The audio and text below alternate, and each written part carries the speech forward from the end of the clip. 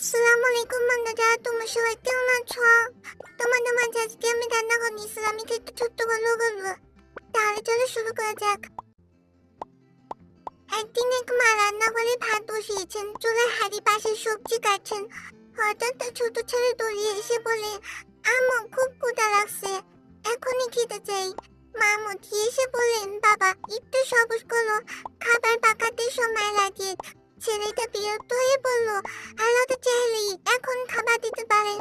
মা তখন ছুরিটা নামে ছেলের দিকে তাকিয়ে শান্তভাবে বললেন, হ্যাঁ বাবা, আল্লাহ সব পারেন, কিন্তু আল্লাহ আমাদের শিখান সবার নিয়ম মেনে কাজ করা।